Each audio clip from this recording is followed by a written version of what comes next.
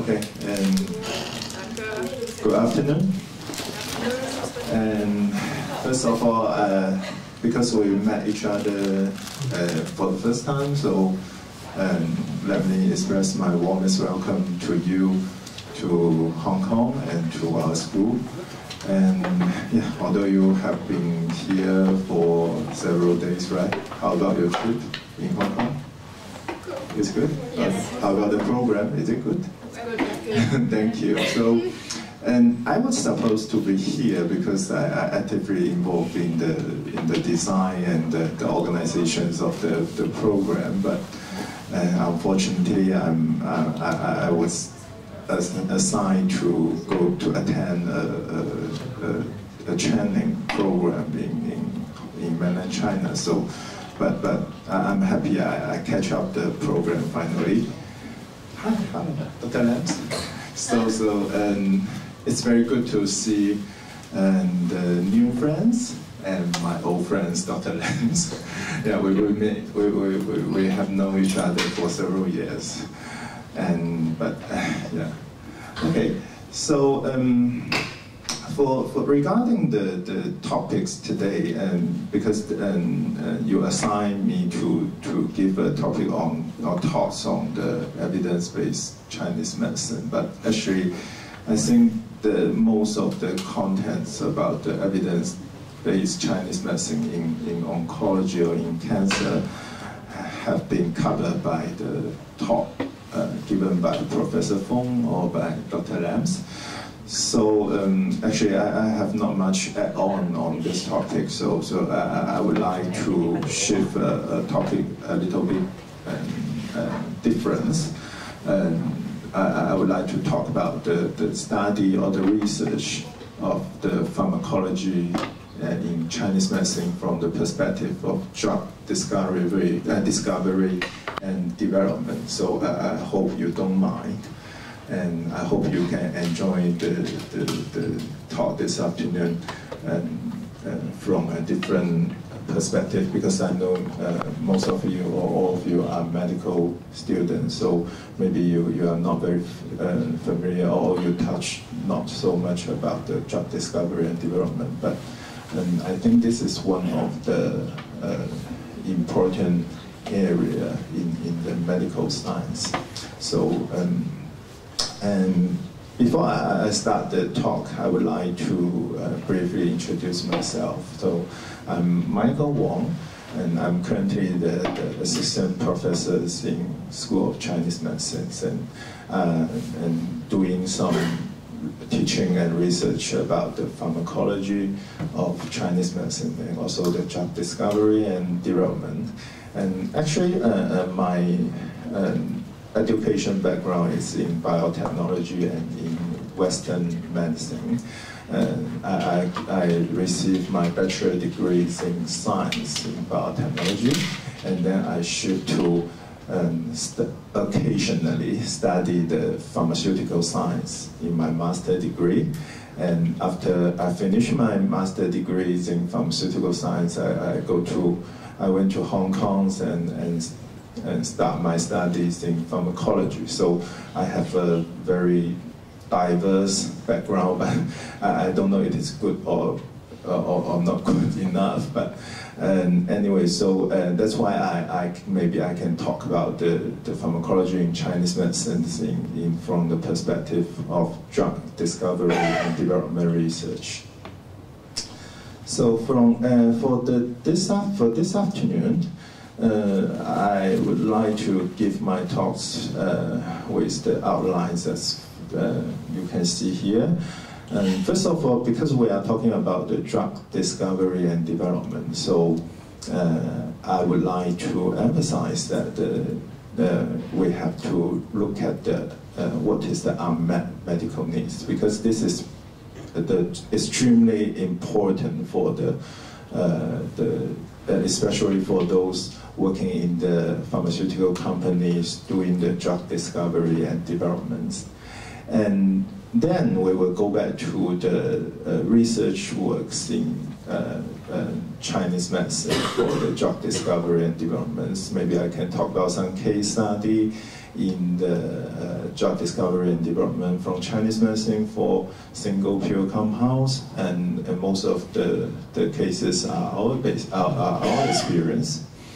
And also, I would like to share with you some ideas and thoughts in how to do the research for drug discovery and development for composite formula, especially from the perspective of pharmacology, how to identify or how to understand the pharmacology or the mechanism basis of the bioactivity of Chinese medicine composite formula, because as you know, the Chinese medicine composite formula is actually a chemical mixture, so it contains maybe thousands of chemical compounds, or and may have, from the Western medicine perspective, may have thousands of targets.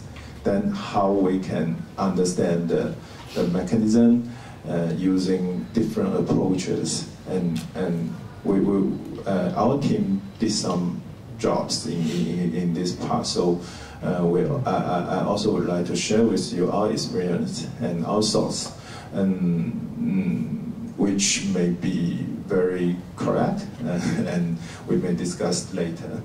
Okay.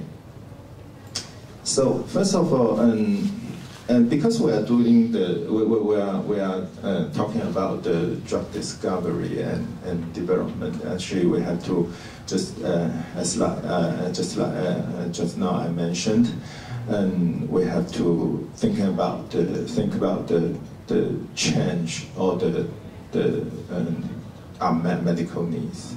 So this is a paper just published in 2000 on Nature Medicine, and I found this figure is very interesting, so I catch it and show you here. It is about the change of disease spectrum from the early 20th century to the late to the ends of the 20th century. It is 1909 to 1999. So, and from the comparison, you can see that in the early 20th century, the major disease in the world is the infectious disease. That is because we don't have so many tools to fight against the bacteria and the virus, because the discovery of antibiotics, or even the developments of strategy in the public health has not been as many as today we have. So at that time, people have to fight against with infectious disease completely by their own immune system. So the health burdens in the world majorly lies on the infectious disease. But because of the developments of new drugs, the new antibiotics, and the developments of public health, by the end of the 20th century, the disease spectrum has been totally shifted. And as you can see, the major disease cause, the major disease that cause people death, and in the 1990s can be mostly the cardiovascular disease, and the second one is the cancer. Both of them are what we call non-communicable disease. For the infectious disease, sometimes we call it the communicable disease. So from this comparison, you can see that the disease spectrum has totally changed. And this is the data not so recent. But for a more recent data, this is the paper published on Lancet in 2018. and they just analyzed the data from 1990s to 2017, just right before the pandemic. As you can see, that the non-communicable disease, the incidence or the deaths of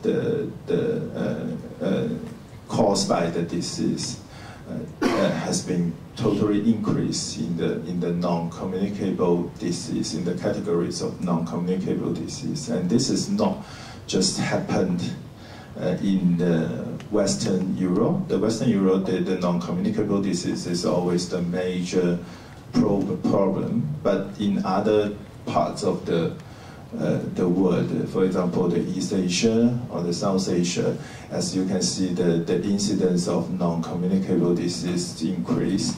However, and as you can see, the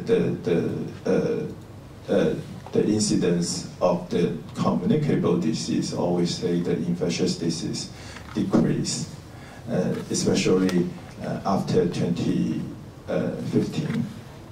So from these two publications, you may know that the disease spectrum has been changed, and that's why the drug discovery and development industry also change their focus, or also shift their focus.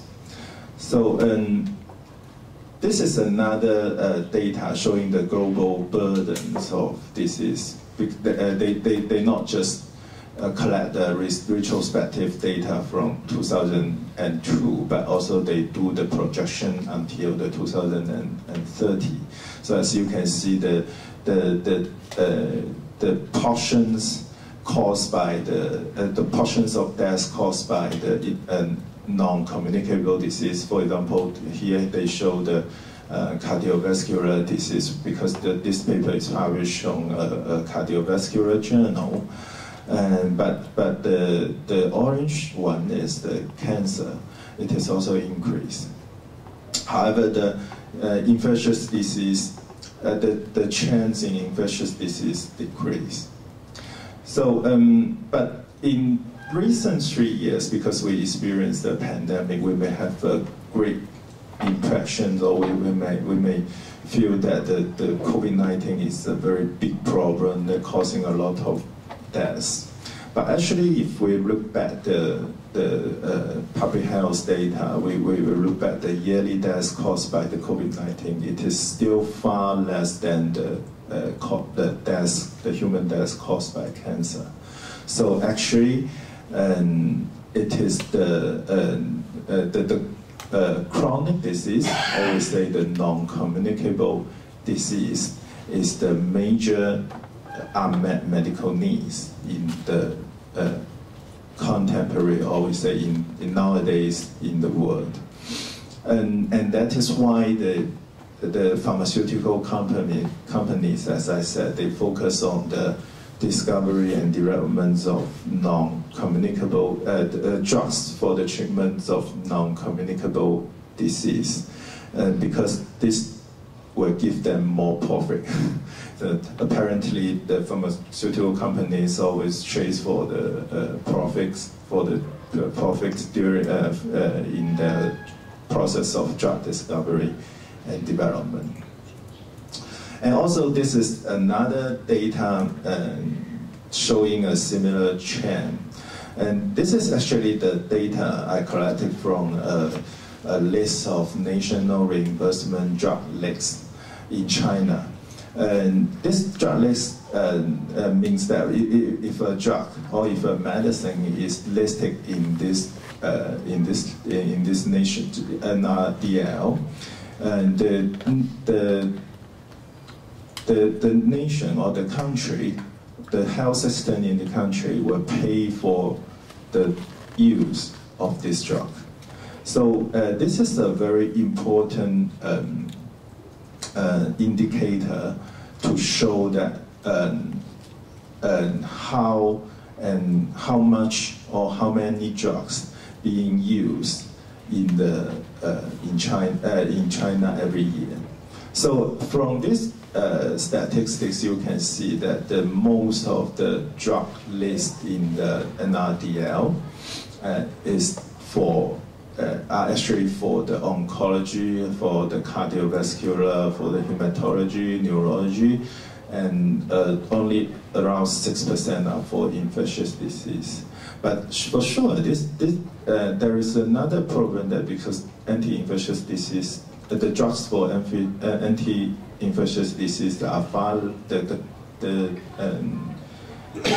categories or the category or the portions of drugs in, for anti-infectious disease for infectious disease are far less than the other types of the drugs for other types of disease. But from this list, you still can see that the drugs mostly used in the clinical treatments of patients in China is for the chronic disease. So that is why we say the non-communicable or the chronic disease are the major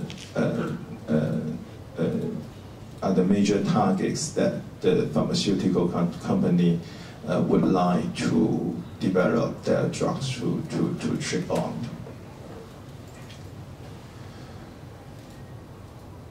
So, let me see if I used the wrong PowerPoint.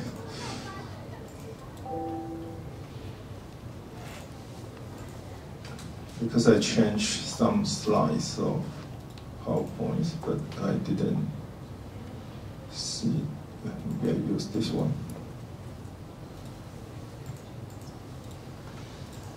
Let me just change it for a moment.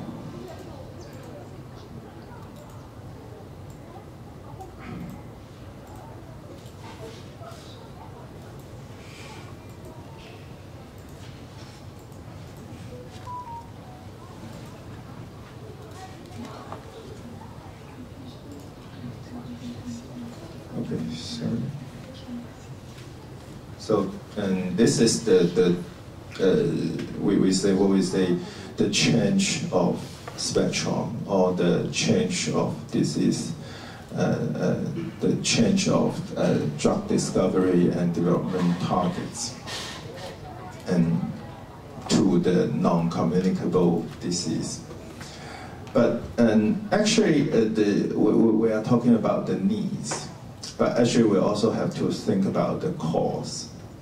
And this slides, what I would like to show you in this slide is actually about the cause for drug discovery and developments. And this is a typical model for drug discovery and developments to apply for the NDA, which means that the new drug applications in the FDA in USA. So, as you can see here, the drug discovery and development actually, the process of drug discovery and development actually can be divided into several steps. Actually, the concept of drug discovery and development are two processes. For the drug discovery process, what we mean in drug discovery process is actually the target identification, the target validation, and the lead selection. Both it's the chemical lead for small molecules or macromolecules. It can also be a lead. And it is a large and a very time-consuming and money-consuming process in the drug discovery and development, and drug discovery process. And for the drug development, what we mean in drug development is actually the preclinical step, the clinical step, including the phase 1, phase 2, phase 3 clinical trial. And actually, if you have entered the drug development process, it takes, I guess it takes more. It takes less time because you already have a lead. The problem is it is successful. It is successful or not. Because in the drug discovery step, we have no idea how long we have to use or how long we have to take to identify a really useful target. And then we also have no idea that how how long we have to take to identify a lead or a chemical lead or a antibody which can target on the potential target of the disease. So this is the, we say it is not a very fixed or not a very, we cannot confirm that, we cannot make sure that 4.5 years is actually enough for the drug discovery process. But for the drug development process, actually, we can confirm that maybe, I think around within 10 years, the process can be finished, because this is more on the documentary part. So, and for the cost or the capitalized cost in the drug discovery and development, as you can see, actually the pharmaceutical company actually spends more on the drug discovery, much more on the drug discovery process, because for the preclinical drug development, actually the spends in the preclinical step is quite minimal, and until the authors of this paper would not like to mention in his figures. And for the clinical steps, actually the money spent in the clinical trial is actually quite fixed, because it can be calculated by the patient to be recruited or to be involved in the clinical trial. So, what we say that the major, or we say what is the drug, the speed limiting step is actually in the drug discovery process, in which we identify the targets and do the lead selections. And this step can be more and more difficult in recent years. For example, in 50 years ago, maybe we can identify a useful lead from out of 10 candidates or 50 candidates. However, in recent years, maybe you have to screen 10,000 or even 100,000 to get one possible chemical lead.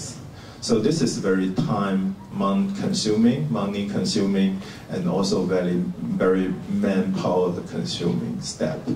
And that is why, in recent years, the major pharmaceutical company all over the world, not just the pharmaceutical companies in China, would like to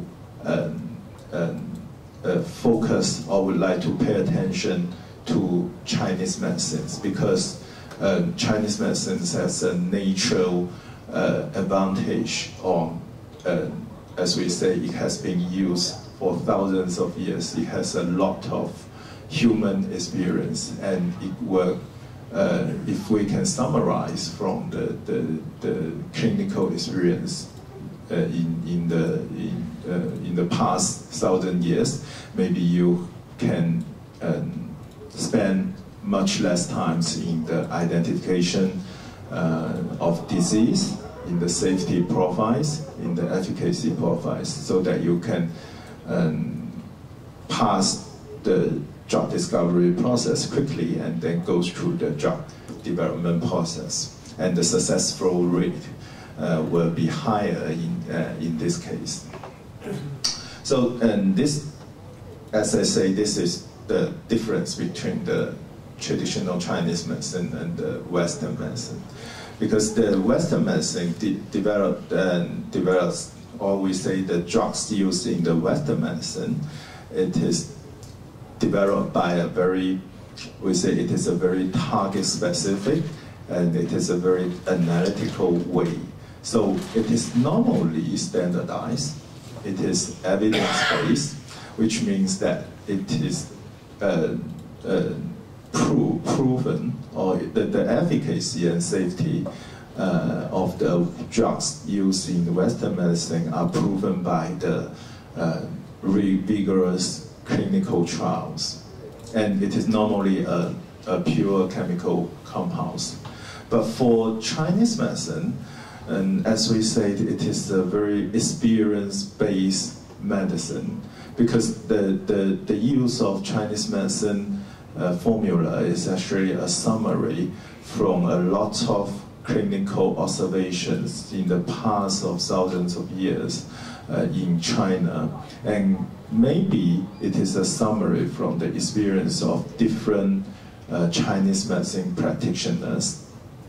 And the evidence in Chinese medicine, it is very fractional, and it is very individualized, because the observations on the efficacy and safety of a Chinese medicine formula as recorded by a particular Chinese medicine practitioners is normally used on one particular patient or two particular patients. So it is just like a records for the medical history of individual patients. So it can be a very individualized, or and it is very descriptive.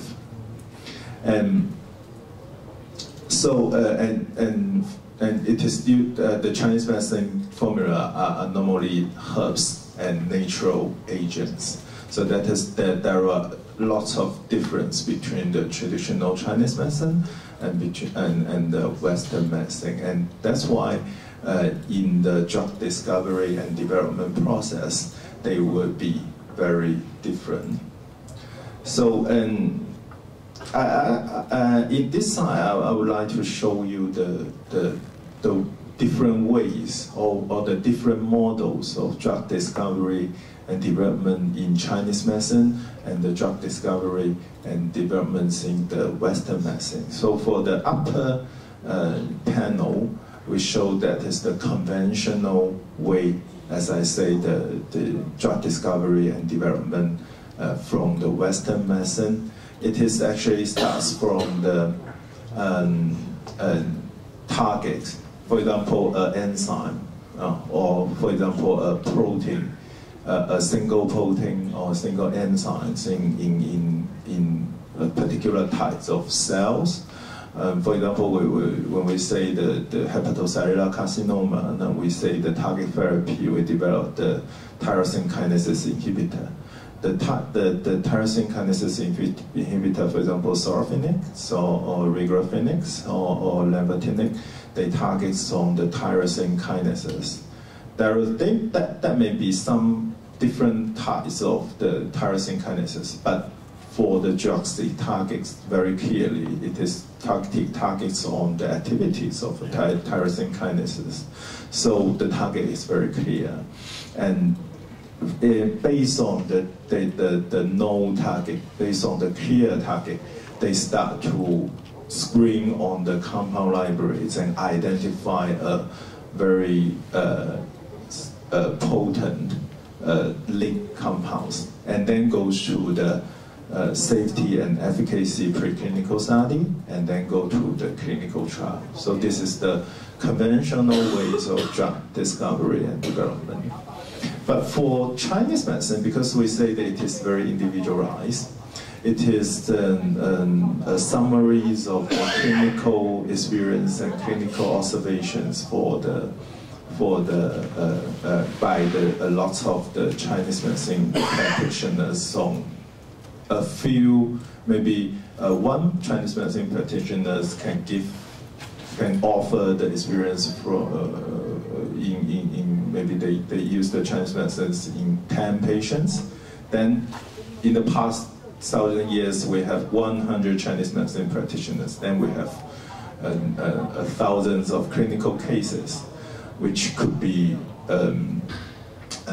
very useful, but they are very random. They are not under a very vigorous clinical trial, because the inclusion and exclusion criteria are different.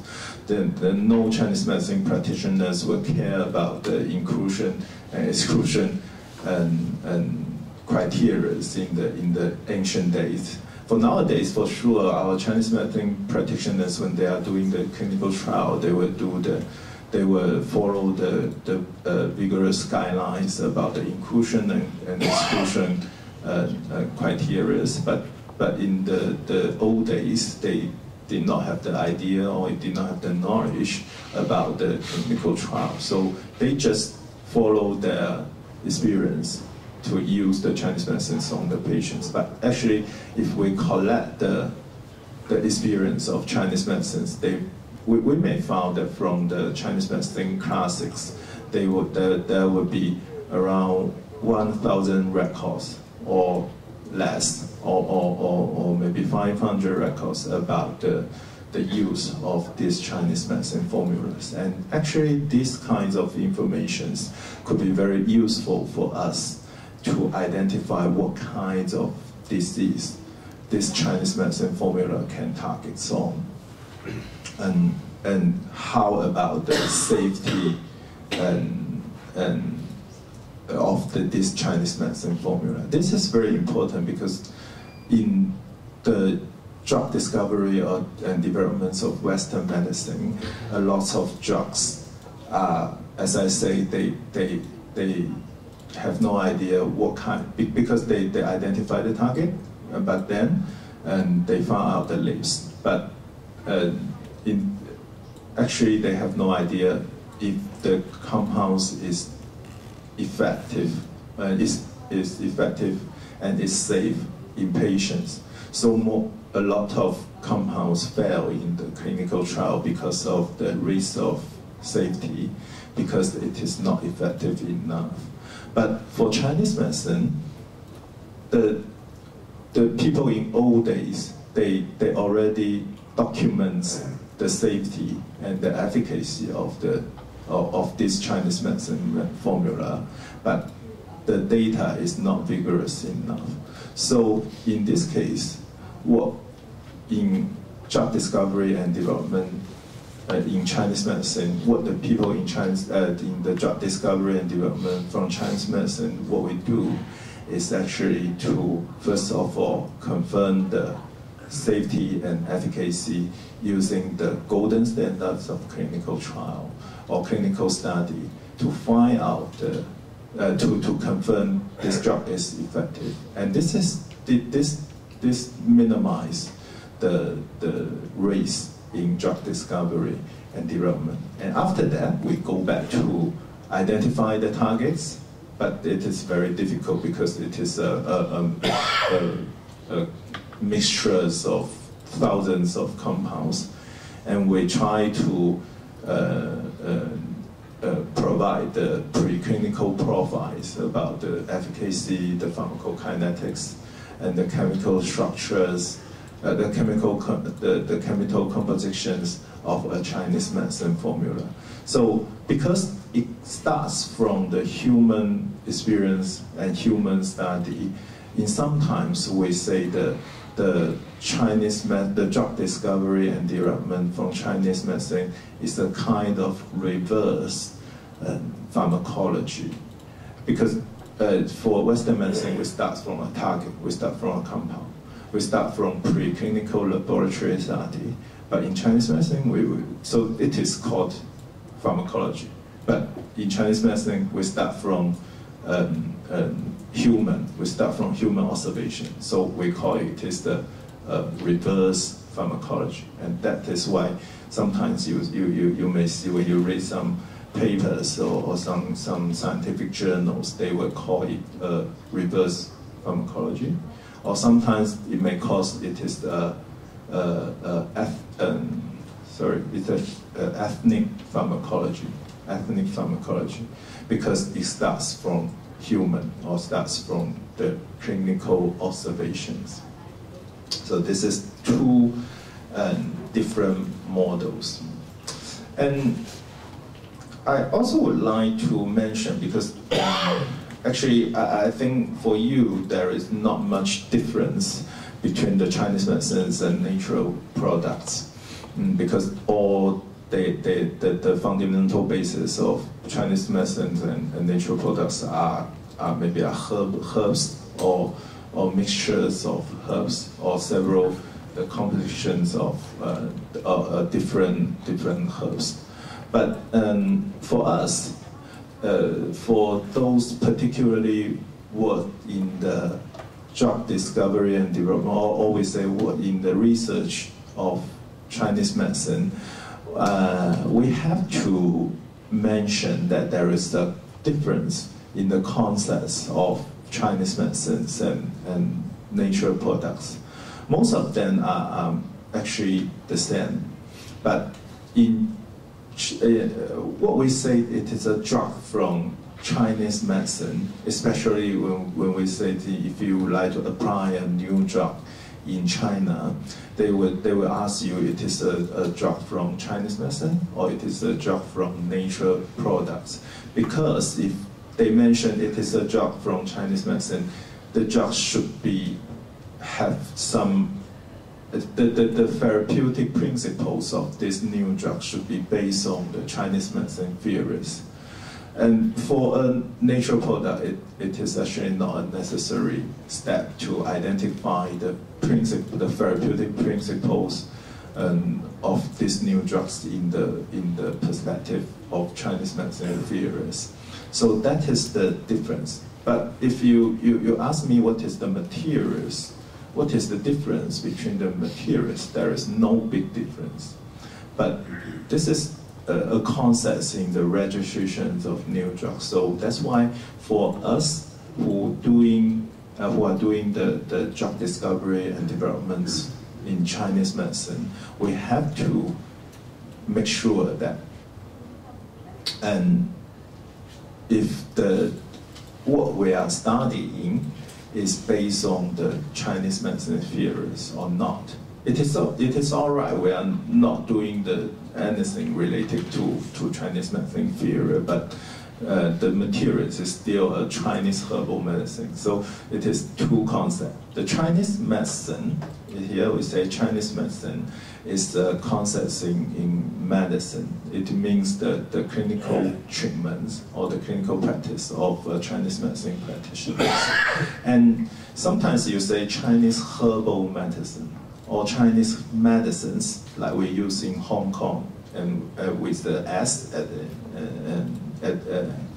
the end, with the S at the end, we means the materials. We means the herbs or the minerals or the animal parts we use in the practice of Chinese medicine. So that is two different concepts. But yeah, for you maybe it is not easy to understand why they are different. But for us who are studying Chinese medicine, we have to clarify there are two different concepts. So in this case, because if we identify two subcategories in Chinese medicine research, especially in the drug discovery and development, the research directions will be totally will be different. So in the research directions of pharmacology, or we say the drug discovery and we cannot say drug discovery. In the research directions of research in the Chinese medicines, actually normally we will say we will have two directions. The one direction is about the pharmacology of natural products. Actually, in these parts of the research, we will use the very conventional way to we just pick up maybe we just pick up herbs or a Chinese herbal medicines on the roll, and then we go back to the laboratory and we use the chemical approaches to isolate the compounds, to isolate the fractions of compounds, and then we identify which compounds or which parts of the fractions are actually the active components, and then we use these components to do the animal study, to do the human study, and if it is successful, and then we finish the drug discovery and development process, and you get a new drug, you will be very rich. And yeah, then this is the way. Actually, it is. There is a lot of people doing Chinese medicine research actually doing in this way. They are trying to identify new compounds, or not compounds. Actually, not new compounds. Actually, the active compounds in a Chinese herbal medicine. Regardless, the compound is used in the disease, what the Chinese herbal medicine is originally used in those diseases or not. So this is one of the direction. And for another directions, actually is another part or another groups of researchers in Chinese medicine is doing. They are actually doing the Chinese medicine guide research on the Chinese medicine formula.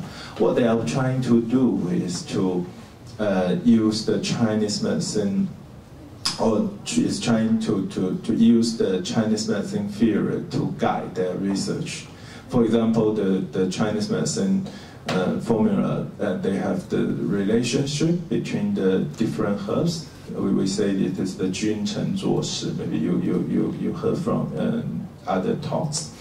And some of the researchers in the Chinese medicine research area, they will try to identify why this Chinese medicine, this particular herbs, can be the king or can be the main herbs or the main active herbs in the formula, and why some of them can be the assistants, can be the assist. And in this case, they use the modern, or we say they use the biomedical approach to explain the relationship of the herbs in a particular Chinese medicine formula. And this is the way we are trying to find out the scientific evidence for the Chinese medicine theories.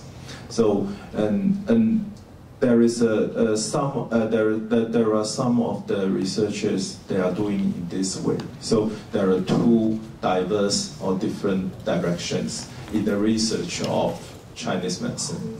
So because there are two directions, then they would derive a lot different kinds of outcomes in the research. And maybe you have shown these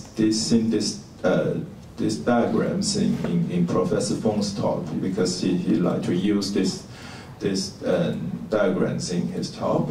But actually, I think it is quite reasonable to explain the research in Chinese medicine using this model, because, like what we said, and what the outcomes of the Chinese medicine research is trying to understand the science and the art of Chinese medicine. Just like I say, some of the researchers, they are trying to identify the scientific basis of Chinese medicine theories.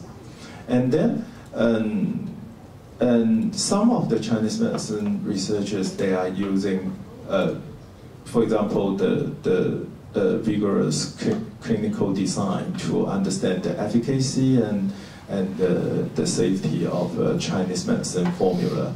This will give some evidence for the use of Chinese medicines. And then some of them are trying to identify the drugs in the Chinese medicine, from the Chinese medicines. Though I think it is very difficult, but there is a lot of research. There are a lot of researchers who are still very desperate to try, or desperate to identify one or two compounds like artemisinin, and that can bring a lot of medical benefits, and even money to them, to the world, or money to themselves. So and because actually most of the Chinese medicine research are actually the researchers in Chinese medicine, they are actually doing some drugs, very fundamental, very preliminary, and I think it is not very scientifically rigorous, but actually they are important and essential because what they are doing is trying to understand the science and arts of Chinese medicine. And for those clinicians or clinical researchers, they are doing some and for this part, because the outcomes of the researchers in doing the science of and arts of Chinese medicine, they can provide, or they can serve as a pool for some clinical researchers to select some of the useful Chinese medicine formulas or some of the useful Chinese medicine compounds to go on their evidence-based medicine, to provide some scientifically sound outcomes to prove or to disapprove the use of Chinese medicine formulas, and which is the standard formulas. And for those, and the outcomes of the evidence-based medicine is also beneficial for the new drug discovery and development, because as I say, and for the drug discovery and development from Chinese medicine, they always start from the human experience. So the human studies in evidence-based medicine of Chinese medicine can provide some clues for the chemists or the pharmacologists to identify what kinds of disease the Chinese medicine can target on. And we have a lot of talented chemists. They can identify the active compounds from this Chinese medicine formula, and this will be the potentially new drugs in the future. So in this case, the new drug developed from these kinds of Chinese medicine may reduce or may minimize the risk of use of manpower and monies in the drug discovery and development process that the conventional ways of drug discovery and development that are doing. So this is the model of traditional Chinese medicine. And so this is the first part. And for the second part, I would like to talk about some modern research in Chinese medicine and drug discovery for the single compound, which we say that it is a way we do in the like nature products. But actually, this is a very difficult process because, as far as we know, that the FDA only approved 2 botanical drugs for the use of treatment, disease treatment. The first one is the green tea extract, and if I remember correctly, it is actually from a German company. Right? I don't remember very well, but it is actually a drug, botanical drugs developed by a German company from the green tea, and it is used for the treatments of genital and anal warts. And also the second one is actually used for the treatments of non-infectious diarrhea in the AIDS patients, because they are using the antiviral treatments, and that which can cause the diarrhea. So I think FDA has started the categories of botanical drugs for more than 30 years, but unfortunately we only have 2 botanical drugs all over the world. There are lots of Chinese companies trying to to submit their applications or trying to getting approval for the from the FDA, but actually there is no successful cases. So so what I would like to say that it is a very difficult process.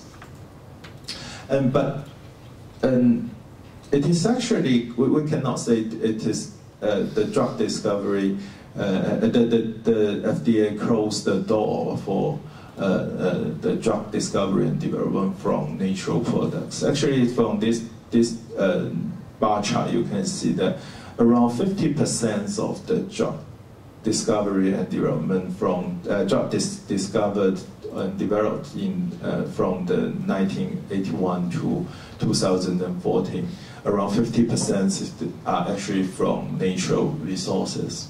There are lots of anti-cancer drugs are actually from natural resources. For example, Taxol. Taxol is a very famous case. So we can only say that actually the herbs or the natural products actually contribute a lot in the drug discovery and development. But if for botanical drugs, which means it's a mixture of the chemicals or the herbal extras, it will be a little bit difficult to get approval or to be used, to get approval for the use in treating human disease. And because Chinese always like to mention this case, but I also have to mention a little bit. But this is the only successful case that we can say it is actually a case of successful drug discovery and development from Chinese Chinese medicine, and it is actually how to say, it is actually the only case that the drug discovery and development the process was benefit by the Chinese medicine theorists or the experience of Chinese medicine practitioners in the past 1,000 years. And maybe you have known the ideas very well, but still I would like to mention a little bit. It is the artemisinin for the treatments of malaria from the Chinese herbal medicine called Artemisia. Actually, the discovery and development of artemisinin, or the artemisinin-based treatments for the malaria, starts from early 1960s. In China, they used Artemisia. The Chinese medicine practitioners used. They found that the researchers in China, they identified or they found that in the Chinese medicine classic books or the Chinese medicine classic records, the Chinese medicine practitioners in old days, they used Artemisia to treat some symptoms related to malaria. For example, the high fever, for example, the hot flash. But in this case, they try to use the water extract to treat malaria in China, but they fail a lot of time because the efficacy is not as good as they imagine. And in 1972, as I show here, it is actually the one Professor Tu who won the Nobel Prize in recent years. She identified the way to extract the artemisinin from the Artemisia, and this extraction process is actually inspired by an old Chinese medicine record showing that the co-extraction is more, the co-extraction or the extract collected by the co-extractions of Artemisia is more useful than the hot extraction.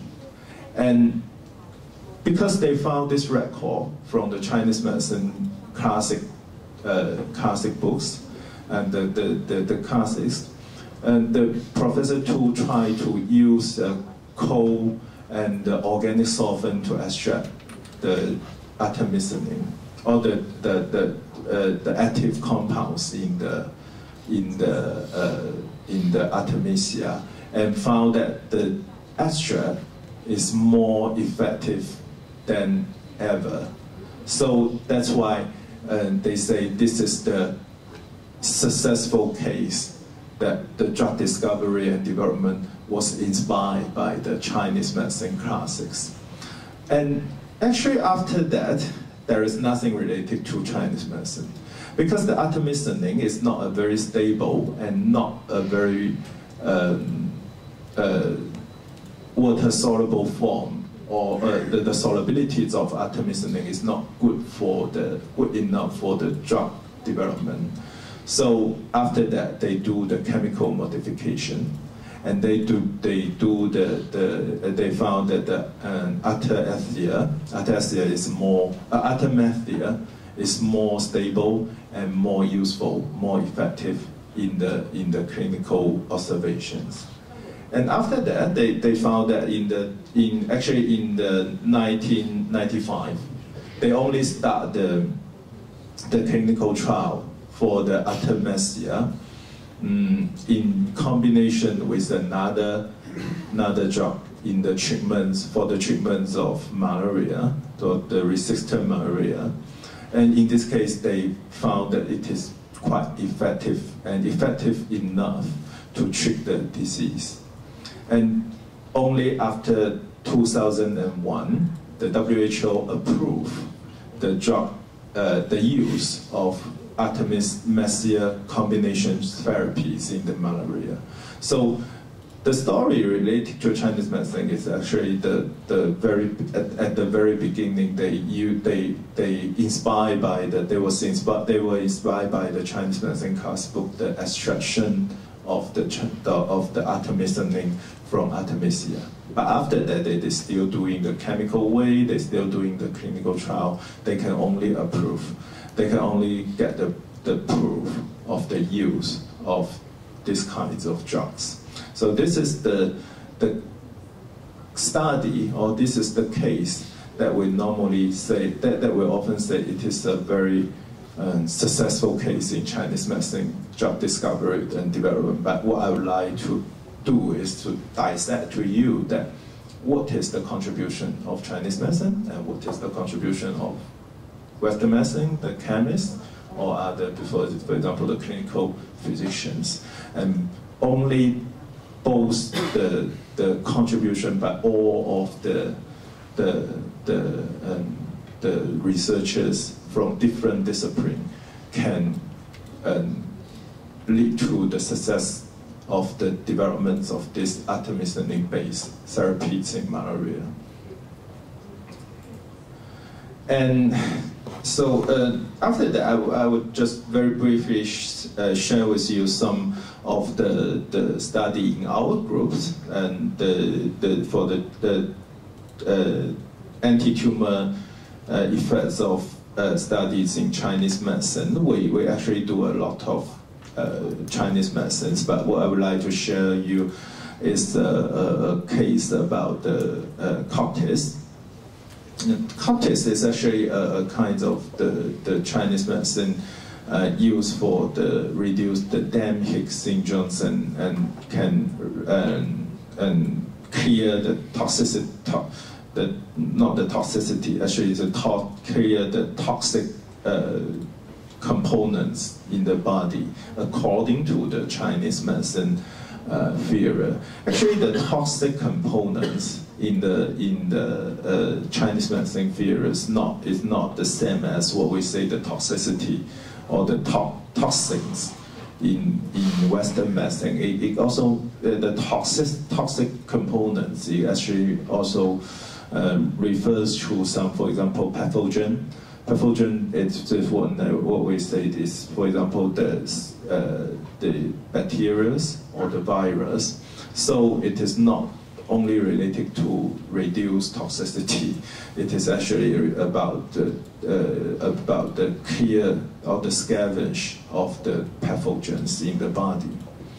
And it is generally used to treat the inflammations or the diarrhea, especially for the diarrhea. It is one of the most useful Chinese medicine for the treatments of diarrhea and because we start this study because of the cocktail, we found that in recent studies, actually it is not recent enough, it is around 20 years ago, because I participated in this study around 15 years, and before that it's already started in 5 years. So I think it is not a recent study. It is but continuously there is a lot of paper reporting the effects of cocktails on inflammations, on virus, on bacteria, and oxidative stress.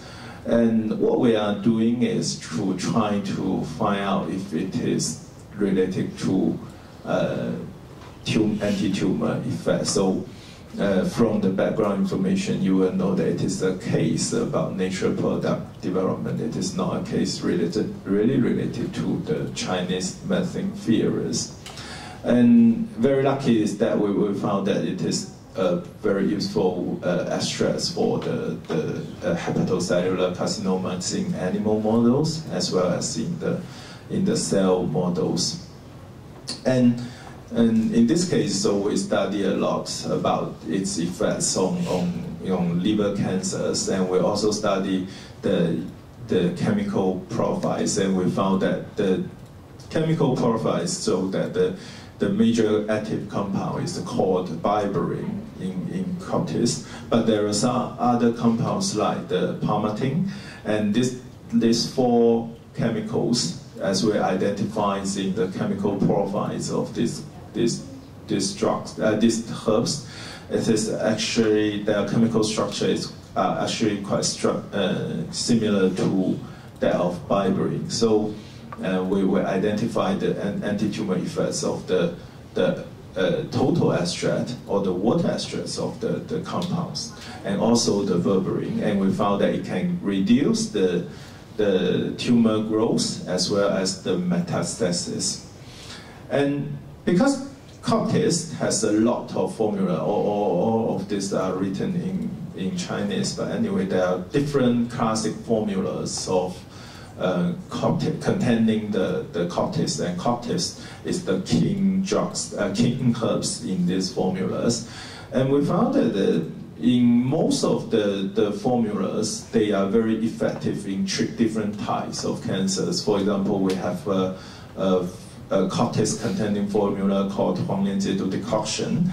It is very useful for hepatocellular carcinoma, and for another cocktails containing formula, it is very effective for the renal cancer, and for other types of the cancer, for example, it is also very effective in the treatments of the pancreatic cancers.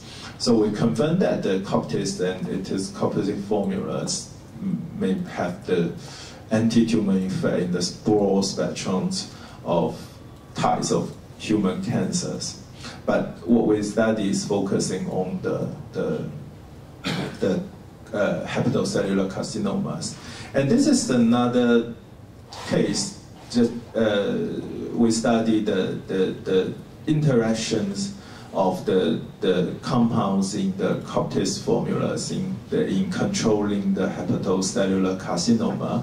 So because just now I mentioned that it is a very effective compound, effective decoction called Huanglianjiedu decoction, and we identified there are 3 major active compounds in the in the Coptis formula, in this Huanglin decoction, and according to the Chinese medicine theories, we would like to know how they interact with each other in contributing the anti-tumor effects of the composite formula. So we do some of the job. We found that one of the compound from the Coptis, it can directly cause the suppressions of tumor growth and lung metastasis. It majorly targets on the cancer cell.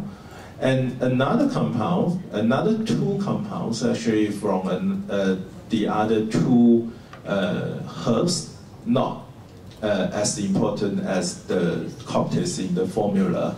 They also can inhibit tumor, but what they are doing is to try to shape or try to regulate the tumor microenvironment. For example, one of the compounds called biclin, it can shape the tumor microenvironment towards more anti-tumor immunity. And another compound called genopin, it can inhibit the inflammations. So the three compounds, as I mentioned, in the Coptis decoctions, they can architect, okay, they can harmonize to add together. One targets on the tumor cells, and the other targets on the other types of cells, for example, the immune cells or the stroma cells in the tumor microenvironment of hepatocellular carcinoma, to add to architects as the anti-tumor agents. So in this case, we dissect the mechanisms of the composite formula. And because the berberine, we found that it is a very useful compound, so it is really a very important compound in the Coptis. We would like to do some mechanism study, and we would like to systematically identify the effects and the mechanisms of the compounds. And there is we did some in-depth study, and we found that it can repress the hepatocellular carcinoma growth. And also, it is a very interesting study. Showed interesting that because we say in Chinese medicine we always do some prevention. And Chinese medicine, it is useful. It is useful for the prevention of the disease. So we would like to know that if the compound from Chinese medicine can also prevent the tumorigenesis in the liver. So in this case, we use a diet, the Western diet-induced liver cancers in experimental animals. And actually, it is very interesting that in our studies on chronic and active liver disease, for example, the NASH or the NAFLD, we found that the berberine is effective in controlling the chronic developments of the disease. But in the carcinogenesis case, we found that it is effective. It can even completely block the carcinogenesis, which means that it can reduce the tumor forming, or it can block the tumor forming in the liver in diet-induced mice models. And this is the mechanism. So I don't like to mention that in detail because of the time. And this is one of the cases. And another case is about a compounds we called the tetradraine and the fonchinorin identified in another Chinese medicine called Fangji. And this is a study we did in the last 10 years. We actually follow the way that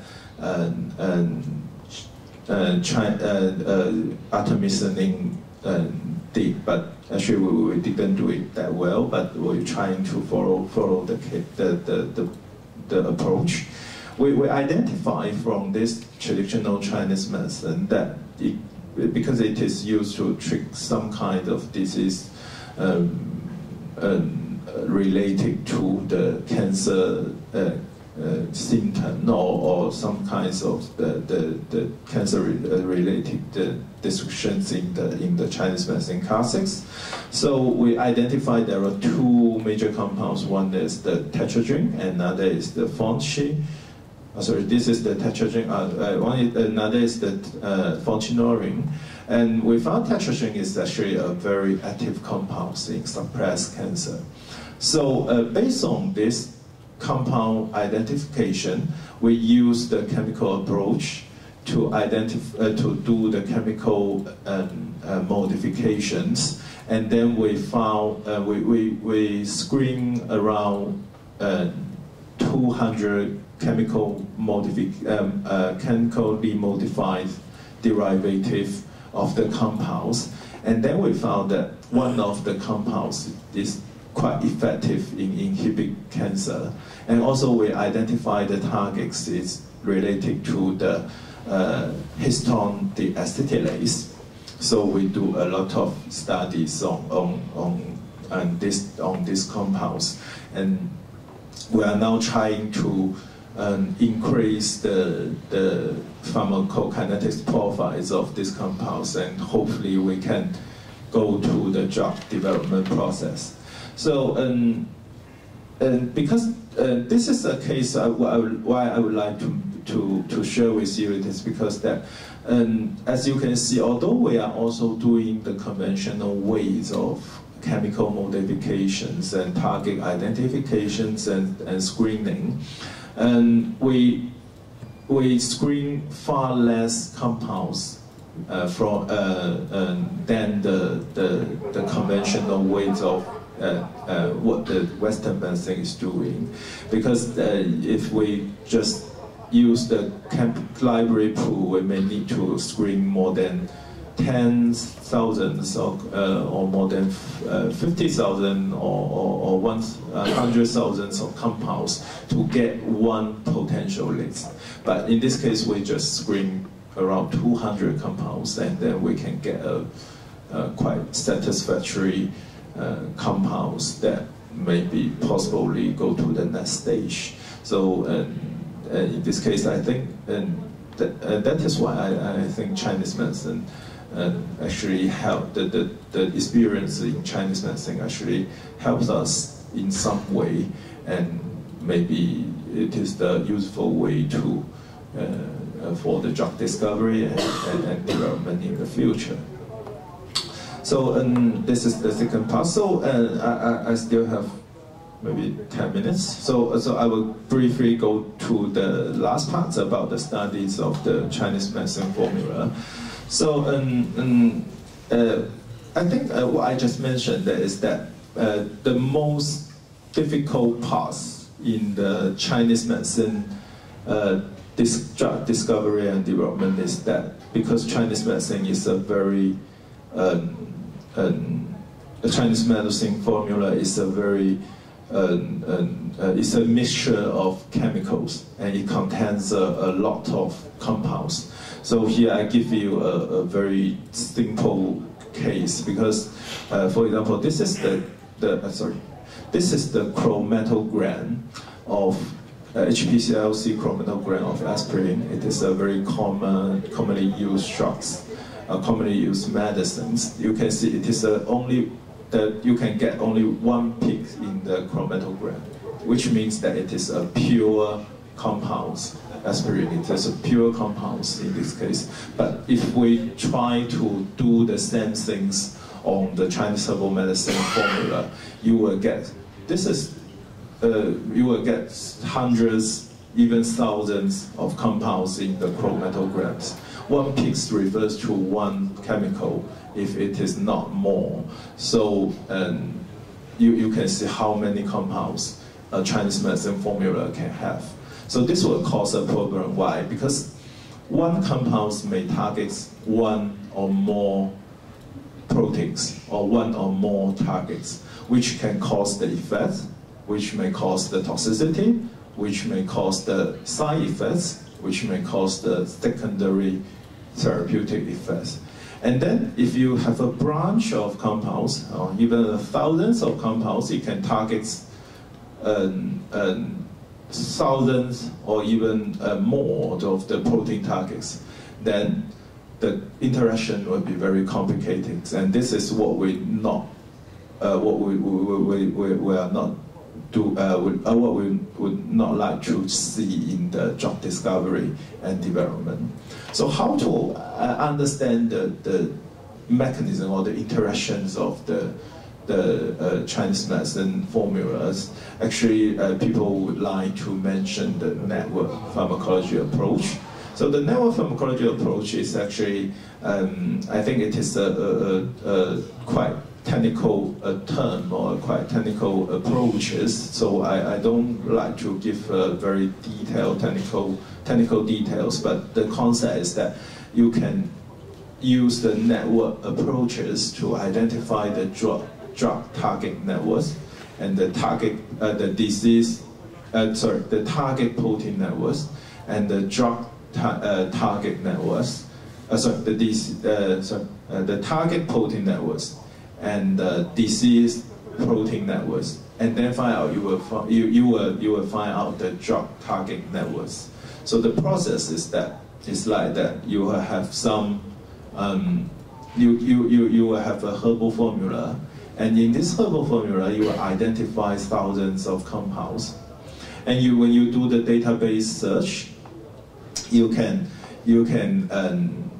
find out the possible targets, because it is the in situ, or it is the predictive way to identify the targets of compounds. You can identify a branch of targets in the disease. So when we match the compounds, and when we match the compounds with the networks of the disease, and with the networks of the targets, and finally you will get the interactions of the compounds and the targets in a particular disease. So there is a lot of publications about the network pharmacology, and if you are interested, you can get some papers to read, or if you are interested, you can ask Dr. Zhang, because he is the expert in network pharmacology, and you may have some interaction with him.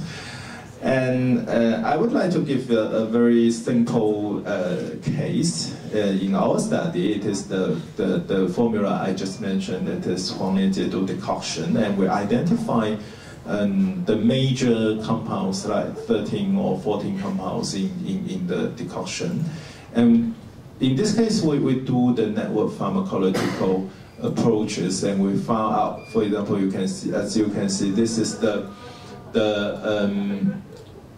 and this is the drug and disease target. So you see the network is very complicated. So there is a lot of possibilities in the interaction between the compounds and the potential targets. So we identify the main targets and do the validation, and we found that the validation proves our predictions. So this is the network pharmacology approaches. It is one of the useful way to identify the mechanism or the actions or the targets of the Chinese composite formula. And this is the first one. And the second one is another way of thinking in Chinese medicine, because we know that the Chinese medicine formula is a mixture of compounds, and normally, because Chinese medicine formula is given by oral administration, because we drink the herbal decoction, right? So, and I think all of you know that if we drink some medicines or drink some drugs, it will goes to the gastric, the GI, and then goes to the liver, and in the liver there will be a first pass effect. So it is a drug metabolism effect, the process. And if there is thousands of compounds goes into the liver, there is thousands of compounds of first pass effect, and then it will goes to becomes the active metabolite, which can deliver the pharmacological effects. So it is quite impossible for us to identify clearly the process of a Chinese medicine formula when the Chinese medicine formula goes into the liver, because there is thousands of compounds and they may come out 10,000s of active molecules. So this is a black box for the Chinese medicine formula. Then, if in this case, why we just ignore this process and we just find out the relationship between the chemicals and the pharmacological effects? And this is what we are trying to do, is using the chemometric methods. We are trying to match the chemical compositions with the biological functions of the compound, of the formula.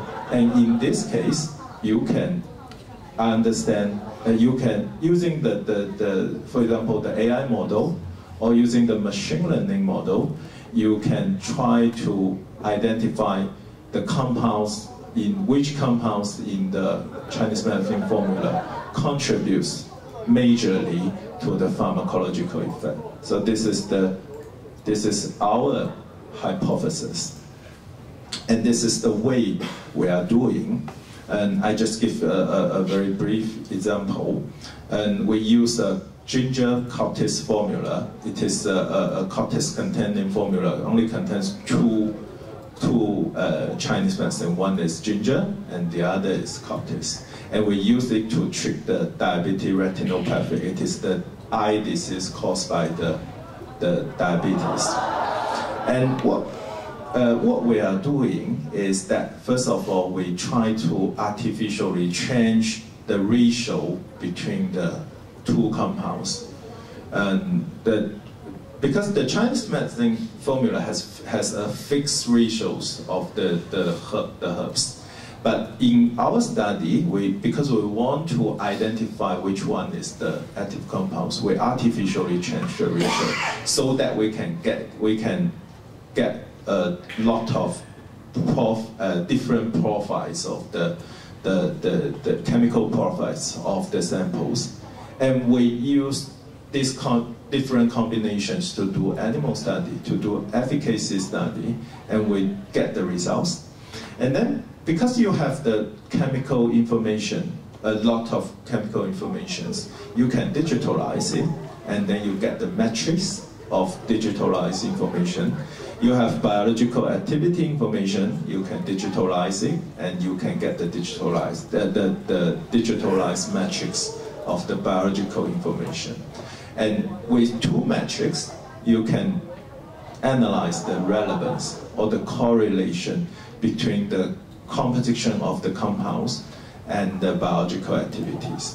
So that is what we did in recent years. We first identify the chemical the compounds. Then, because one peak represents one compound, we extract the peak area information. We have no need to know what is the compound. We have to know what is the compound. We just extract the peak area, which is the for example 5-digit number of the compound, and then we also identify, but it is not necessary indeed, and you can get the metrics. For example, in the peak one, because we artificially change the ratio, the peak 1 will be different, the peak 2 will be different, peak 3 will be different, all the peaks will be different. And use the different combinations, we do the assessment, we do the pharmacological effect. Of course, we use the animal because we cannot do the clinical trial using different artificially changing formulas. So we use the animal study. We observe the effects in diabetic retinopathic models. We study different factors, for example, the blood glucose-related factors. And because it is a diabetic model, the mice will get the high blood sugar. So the blood sugar is one of the monitoring factors. And then because the diabetic retinopathy, the eye problem, is often caused by the nail vasculature because it is the angiogenesis in the retina. So we also observe the vascular related factors.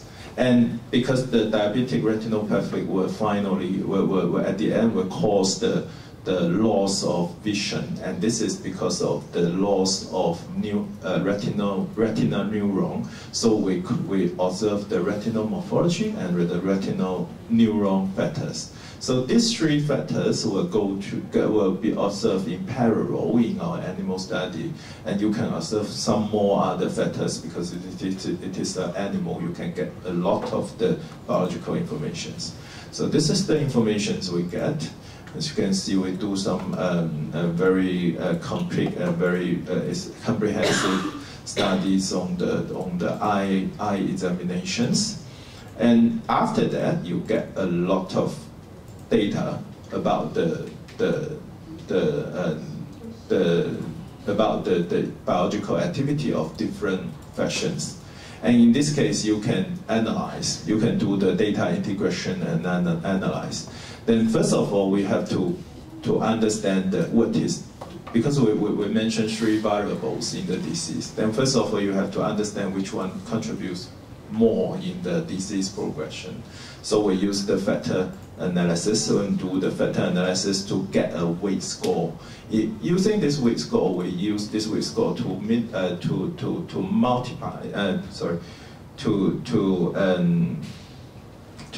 increase or decrease, to calculate the contribution of the compounds to the disease treatment.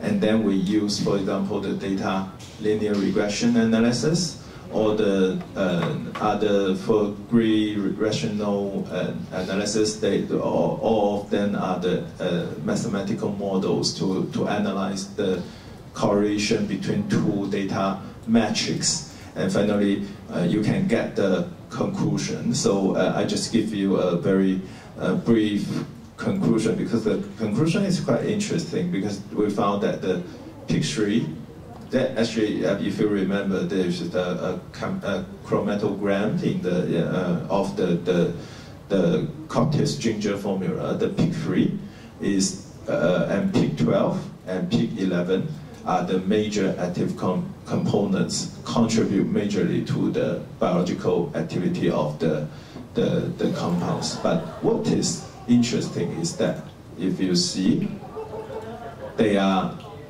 all not the major or the most abundant compounds in the Coptis ginger formula, which means that in Chinese medicine, the effects or the efficacies of the Chinese medicine formula may not contribute to the most abundant compounds of the formula. And this is quite surprising, but not also not very surprising, because we understand that the abundant compounds may not be the most bioactive compounds. So that's why that is the meaning what we are this study can give to us is that we identify the compounds without trying to dissecting the black box, as I mentioned, the GI pharmacokinetics and the metabolisms of thousands of compound mixtures. And if in this way, as long as we can identify and as long as we can isolate this small portion of compounds, for example, we already identified 2 of the compounds. We found they are effective, and we validate it is very effective, which means that our prediction is correct, is experimentally proved. So in this case, which means that our model is quite successful. So, I think this model can provide some new hints or new trials in the study of drug discovery and developments of the Chinese medicine. So in this way, I would like to say in the present, we still doing a lot of lab works. A lot of biological study, chemical study, isolations in Chinese medicine research. But in the future, so I think it is the way we're doing, using the machine learning, using the AI, using other kinds of the tools to assist us to understand or to identify active compounds in the Chinese medicine, and that would be very useful model for Chinese medicine research in the future. So I put the right in the future. I put the future in the right, and I think the future is right. So thank you very much.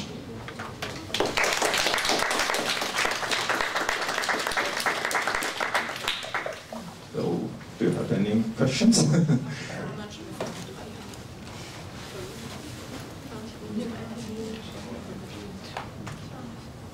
Yeah, I think you showed very well the difficulties we have.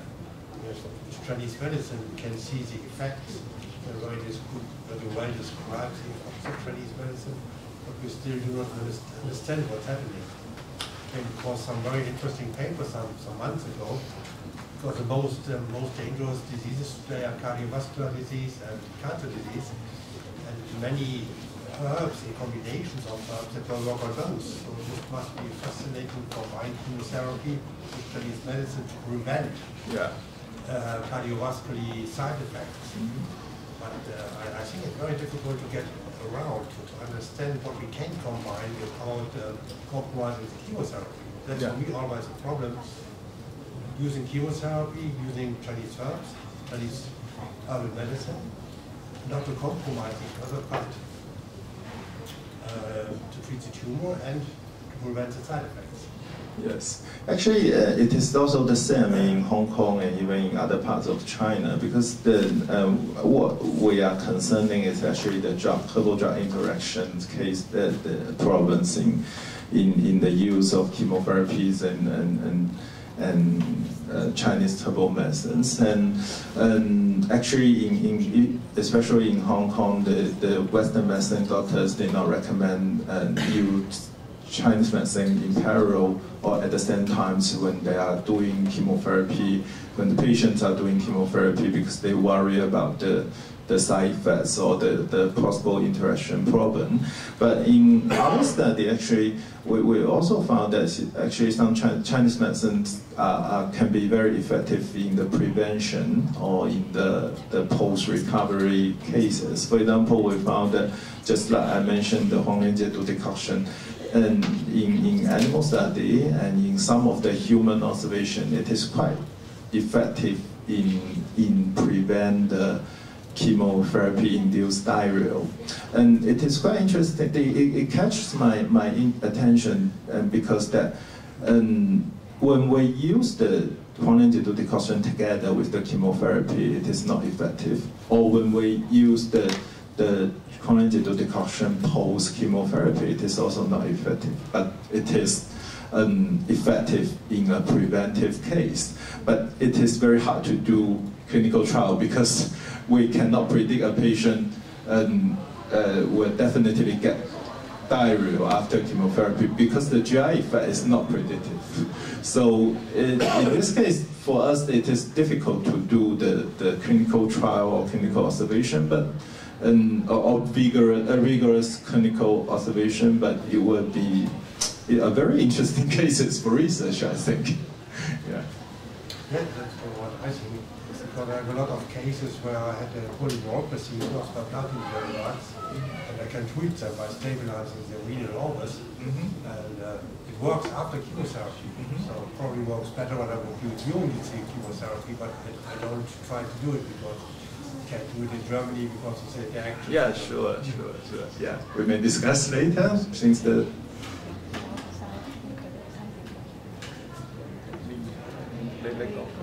Yeah, because we have students waiting for the room, so I think we have to close it.